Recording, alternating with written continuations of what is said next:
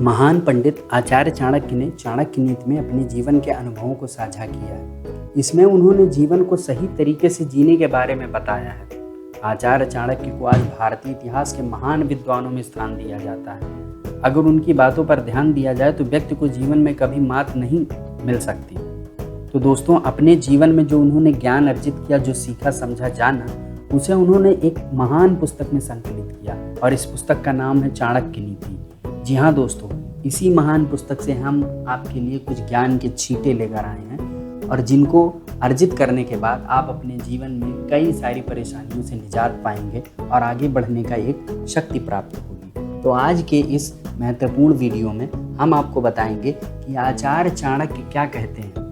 आचार्य चाणक्य कहते हैं कि व्यक्ति को अपने जीवन में 5 प्रकार की माताएं प्राप्त होती हैं। जी हाँ, 5 माताएं एक व्यक्ति के जीवन में होती हैं और इनका सदा उसे आदर करना चाहिए।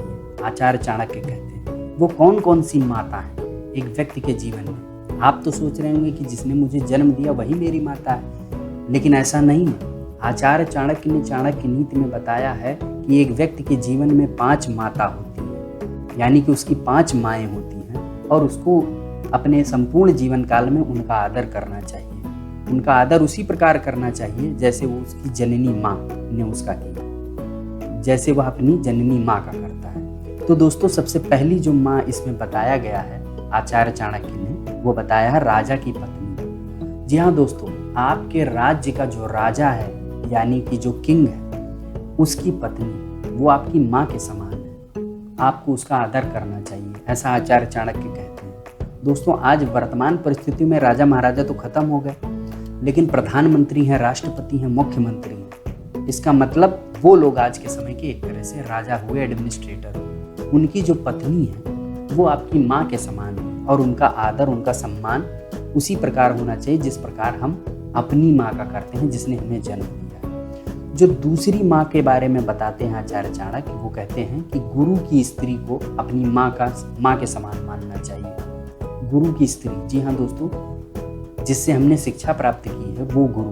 उसकी जो पत्नी है उसे हमें अपनी माँ के समान मानना चाहिए, ऐसा आचार्य चाणक्य कहते हैं। और कहते हैं कि उसकी सेवा करनी चाहिए, उनकी बातों का आदर करना चाहिए और उन्हें सम्मान देना चाहिए। तीसरी जो माँ के रूप में जिसे आचार्य चाणक्य स्थापित करते हैं वो है मित्र की पत्नी। जी हाँ दोस्तों, आपके फ्रेंड की वाइफ।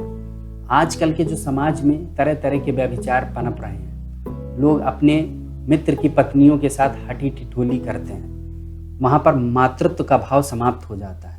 लेकिन आचार्य चाणक्य कहते हैं कि मित्र की पत्नी को अपनी माँ के समान मानना चाहिए। मित्र की पत्नी को अपनी माँ के समान मानो और उसके बातों को ध्यान दो और उनका आदर करो, उनका सत्कार करो। ये चीज़ आचार्य चाणक्य कहते हैं। जो चौथी माँ के रूप में जिन्हें आचार्य चाणक्य स्थापित करते हैं वो है पत्नी की माता। जी हाँ, सासू माँ।